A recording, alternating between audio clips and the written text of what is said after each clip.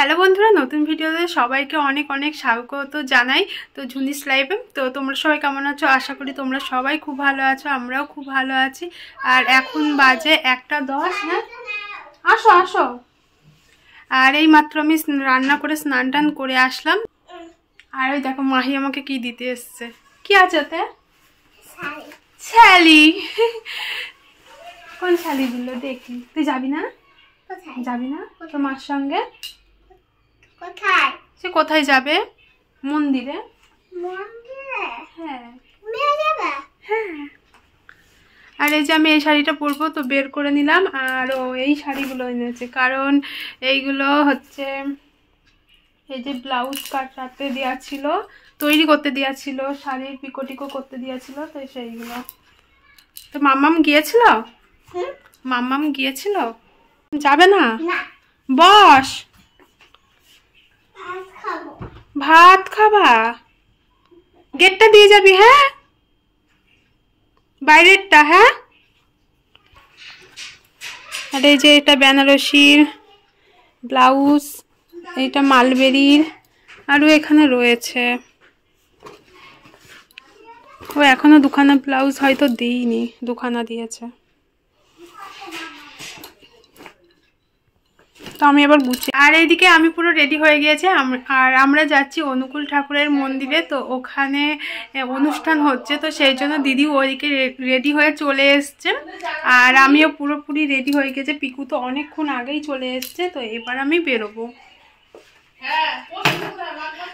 তো আমাদের এখানে মানে বেথুয়াতেই মন্দিরটা, ওই যে কলেজ রোডে, তো ওখানেই আর কি। তো আমি এই প্রথমবার যাচ্ছি এই মন্দিরে, আমি আগে কোনোদিনই যাইনি। তো আমাদের মাঝদিয়াতেও আছে, হেবি সুন্দর, মানে খুব সুন্দর মন্দিরটা। শুনেছি, ফটো দেখেছি, কিন্তু কখনো যাইনি। তো বেথুয়াতে এখানেও প্রথম, আর জীবনে ফার্স্ট আমি অনুকূল ঠাকুরের মন্দিরে যাচ্ছি। তো জামাইবু সকালেই চলে গিয়েছে। তো আর আমি এখন যাচ্ছি। আমরা এখন যাচ্ছি, আমি না, আমরা তিনজনে এখন যাচ্ছি। আর মাহি এসেছিল, তো মাহিকে বললাম যাবি? বলছে কোথায় আমি জানি না। তো ও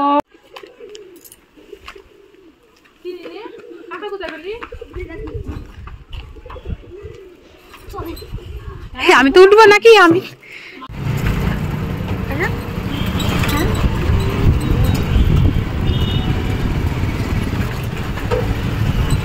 অটোর জন্য। হ্যাঁ,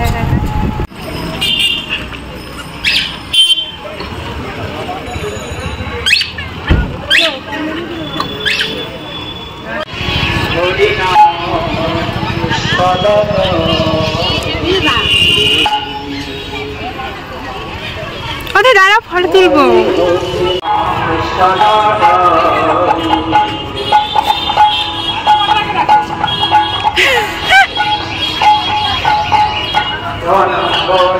যদি ওই সাইকেলের ওখানে রাখো, ওই সাইকেলের কোনাটায়।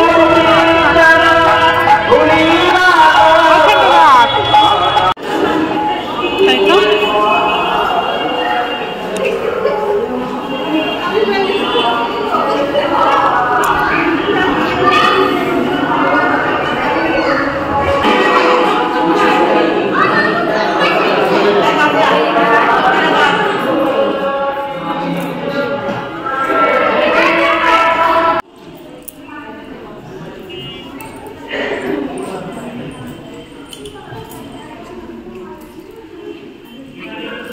আমরা চলে এসেছি অনুকূল ঠাকুরের মন্দিরে। আর তোমাদের সঙ্গে কিছু কিছু শেয়ার করলাম। আর হচ্ছে দেখো কি দারুণ ফুল গাছ লাগিয়েছে। তো আমি এখানে প্রথমবার আসলাম এই মন্দিরে। তো চারিদিকে ফুল গাছ আর ফুল গাছ, আর এত সুন্দর লাগছে জায়গাটা, এত বড় জায়গা, আর ভীষণ বড় মন্দিরটা। আমার তো খুবই ভালো লেগেছে। দেখো চারিদিকটা তোমাদেরকে ভালো করে দেখাচ্ছি। আর এই যে বাইরে বসেছিল একটু মেলা, তো মেলাতে অনেক জিনিসপত্র, মেলার জিনিসপত্র দেখতে খুবই ভালো লাগে। আর আমরা এখন চলে যাচ্ছি বেথুয়া কলেজে। তো ওখানে আর কি ঠাকুরের নাম হচ্ছে, অনেক মানে জ্ঞানের কথাও বলছে, ওগুলো বেশ শুনতে ভালোই তো লাগে। তো ওখানে গিয়ে একটু শুনবো। এই যে আমরা বলতে বলতে চলে আসলাম বেথুয়া কলেজে। তো এখানে আমি প্রথমবার আসছি, গেটের বাইরে একবার এসেছিলাম মানে অনেক দিন আগে। তো এই যে তখন গেটটা বন্ধ ছিল, ভিতরে আসতে পারিনি। তো বেথুয়া কলেজটাও বেশ খুবই সুন্দর। এই যে আমি, দিদি আর পিকু যাচ্ছি। আর কলেজটা সামনের দিকে আর পিছনে আছে ভীষণ বড় একটা মাঠ। তো মাঠে একদিকে এই যে ঠাকুরের নাম হচ্ছে আর একদিকে খাওয়া দাওয়ার পর্ব চলছে। আর চলো তাহলে আমিও শুনি আর তোমাদেরকেও শোনাই। তো তুমি পরের কাজটা তুমি নাই করতে পারলে, বীজ ছড়ানোর কাজটা তো তুমি করো। আমাদের এই চলার মধ্যে আবার আবিলতা তৈরি হবে।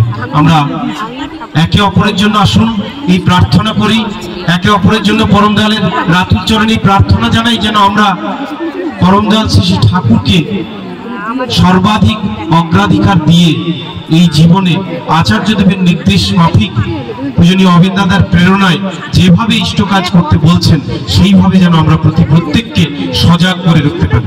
অবিন দাদা এই কয়েকদিন আগে বলেছেন, শুনলেন যে আপনার কাছে আগুন থাকতে পারে, কিন্তু সেই আগুনে আপনিও জ্বলতে পারেন, আবার আপনি আরেকজনকে আলো দেখাতে পারেন।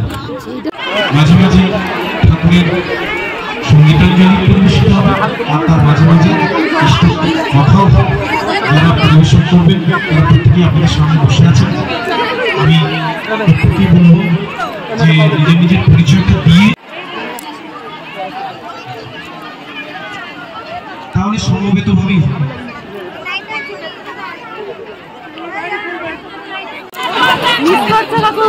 লোকনাথ সেবা সংঘের পক্ষ থেকে সেখানে পানীয় জলের ব্যবস্থা রয়েছে, আপনারা পানীয় জল পান করবেন।